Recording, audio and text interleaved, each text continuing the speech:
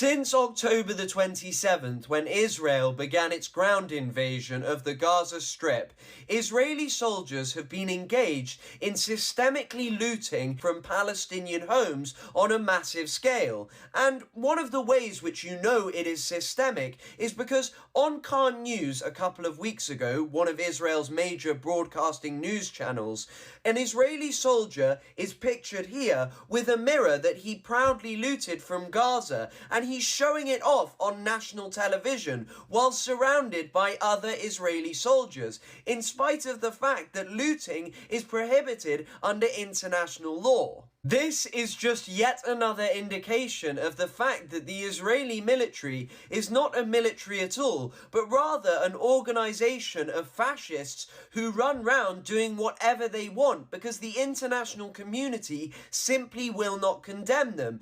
Over and over again, these people violate international law and get away with it. So who cares if they share themselves on social media? Who cares if they appear on national television? These people are criminals, but they're never going to be held accountable because of governments like mine.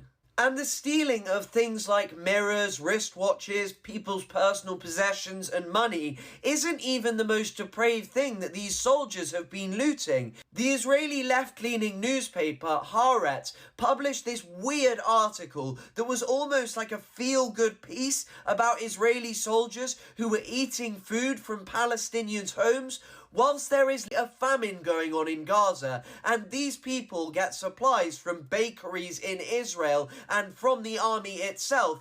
They have taken it upon themselves to steal the things that are left in Palestinians' homes. This is a major part of the reason that I literally do not believe anything that the Israeli military or its government says, because these people describe their army as the most moral army in the entire world. However, when it comes to reality, there is no international law, no Geneva Convention that these people care about and won't violate, and they'll proudly film themselves doing it.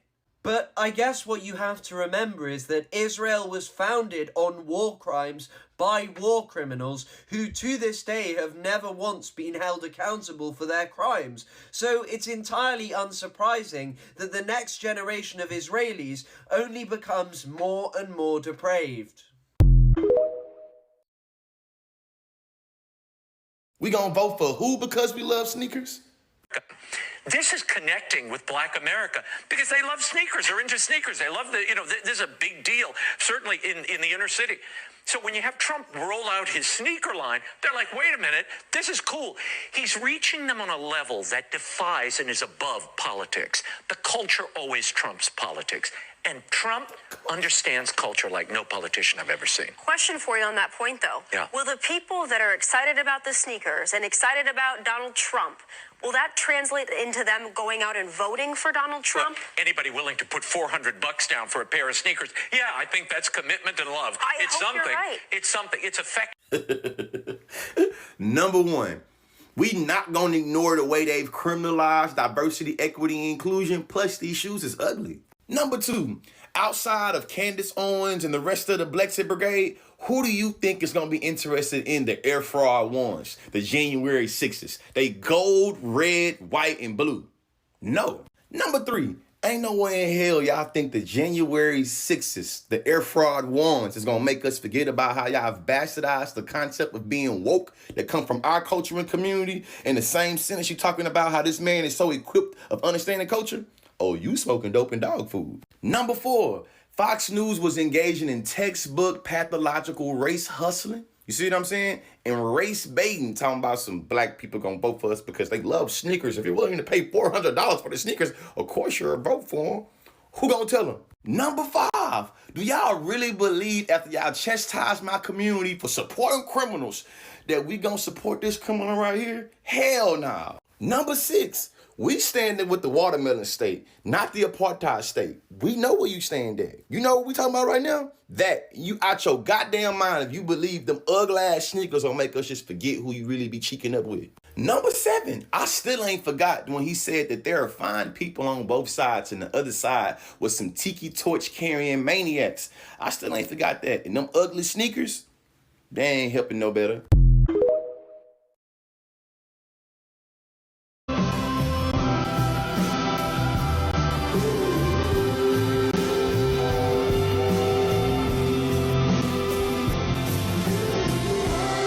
want to live in community with others. Guys, put the toilet paper on the rod. Don't just set it on top of the empty toilet paper roll. You're a socialist who parks like an asshole. Really? You could have scooched up just a little. We could have fit 2 other cars. The people who are living their politics are the people who brought an extra tampon in their bag. Yeah. From each according to their ability, 2 each according to their need. Some of you have the ability to break down your boxes before they go in the communal recycling. And if this isn't you, disregard. But it's not. None of us. Who's littering now? If we want to live in paradise, I think we might have to use our turn signals. I think that might be part of it. Ow. She doesn't like my message. Not everyone's gonna like it. Okay, pamphlet doesn't pay what she can at pay what you can events. But I do feel that life is a potluck. It'd be nice if you brought something. If you can't, I think that's a very small group of people who can't bring a side dish, memorize a song, sing it for everybody. Come on, something. I might have lost the thread here. I think my core message, toilet paper goes on the rod, not on top of the empty toilet paper roll. How about we treat every young man who wants to buy a gun like every woman who wants to get an abortion? A mandatory 48-hour waiting period, parental permission, a note from his doctor proving he understands what he's about to do, a video he has to watch about the effects of gun violence, and an ultrasound wand up the ass just because. Let's close down all but one gun shop in every state and make him travel hundreds of miles, take time off of work, and stay overnight in a strange town to get a gun. Let's make him walk through a gauntlet of people holding photos of loved ones who were shot to death and people who call him a murderer and beg him not to buy a gun. I mean, it makes more sense to do this with young men and guns than with women and healthcare, right? I mean, no woman getting an abortion has ever killed a room full of people in seconds, right? Whenever I speak out in support of Free Palestine, the most common comment I get from people who disagree with me is, please educate yourself. And the thing is, I think the people leaving this comment really do believe I'm uneducated. They really do think that anyone who supports Free Palestine must just be misinformed or ignorant or uneducated on the topic. But this is just so clearly a defense mechanism. It's a shield against introspection. Because if everyone who disagrees with your beliefs is just misinformed and uneducated, then you don't ever actually have to do the work of examining your beliefs. You don't ever have to question what you've been taught. There's no reason for you to reflect on your morals, because obviously the people who disagree are just ignorant. But here's the thing, I have educated myself. Most of the people who support Free Palestine are educated on the topic. They care deeply about it. I would not speak out in support of Free Palestine if I hadn't educated myself on this topic. So if you disagree with me, we just have a different set of morals. We just have a different set of principles at the end of the day. Because according to my morals, any government which holds 2 different races living in the same area to 2 different legal systems, which by the way is the definition of apartheid, is wrong and unjust. According to my morals, holding thousands of Palestinians in administrative long-term detention without any formal charges and without trial is undemocratic, fundamentally wrong, and unjust. According to my morals, kicking people out of their homes to make way for settlers is fundamentally wrong and unjust. According to my morals, killing 29,000 people is wrong, and it's not defense, and it's injustifiable. 2/3 of those killed have been women and children. Over 10,000 children have been killed. If you're an American, to put that in perspective, that's over 385 Sandy Hooks. If you can justify the killing of 10,000 children in your head, we just have a different set of morals.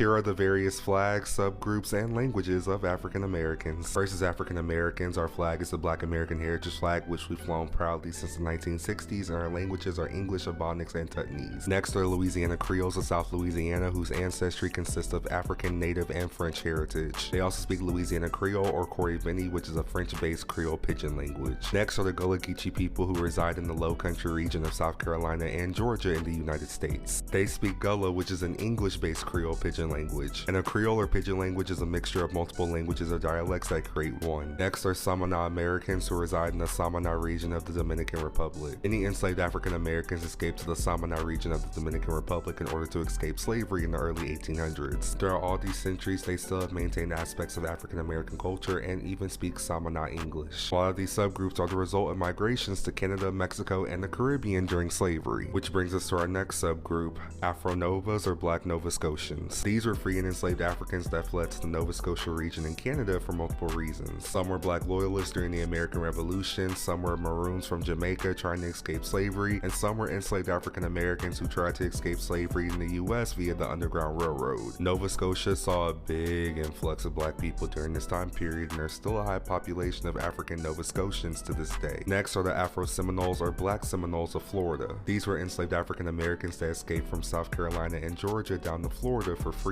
After doing so, they integrated with the Seminole tribe in Florida and quickly grew a bond, community, and even fought with each other in wars against the US, until the US made them leave from Florida all the way to the west in Oklahoma, where many of them still reside and some speak Afro-Seminole Creole. Next are Afro-Mexicans or Mascogos in northern Mexico, who are the descendants of Black Seminoles and enslaved African Americans who fled to Mexico in order to escape slavery in the US. The Mascogos settled into the Coahuila region in northern Mexico, where many of them still reside to this day. Lastly are the Americans of Trinidad, who are the descendants of colonial Marines that fought for the British in the War of 1812, who later migrated to Trinidad to live a life of freedom. To this day, there are still many Americans that reside in Trinidad.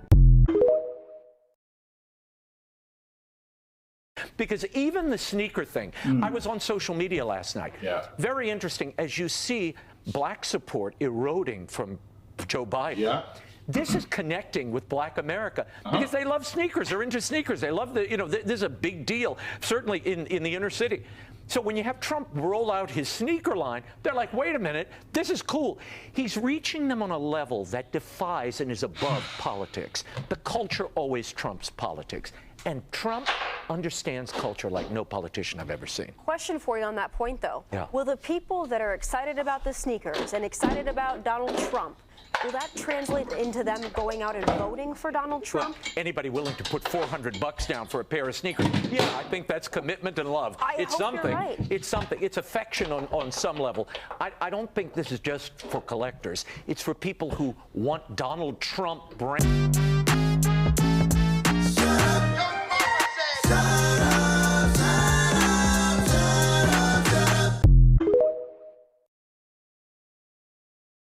Honest question, genuine question. Why don't leftists care about masking? Why aren't supposed radical, socially conscious people, why aren't they masking? Like, we're in a full-on pandemic raging, disabling hundreds of thousands of people, if not millions. We care about liberation, but not for the disabled. I genuinely do not understand the dissonance. We claim to care about communal safety, but like not about community when it comes to a virus that's spreading and acts like HIV in a lot of ways. COVID, it's a damaging virus. It's truly a damaging virus. And the denial and the passivity of leftist people in masking, I can't grasp it, man. Our government has lied to us about everything, but they haven't withheld things about COVID. Like COVID's the thing that we can trust them on. I'm at a loss. I'm at a loss. I just don't get it.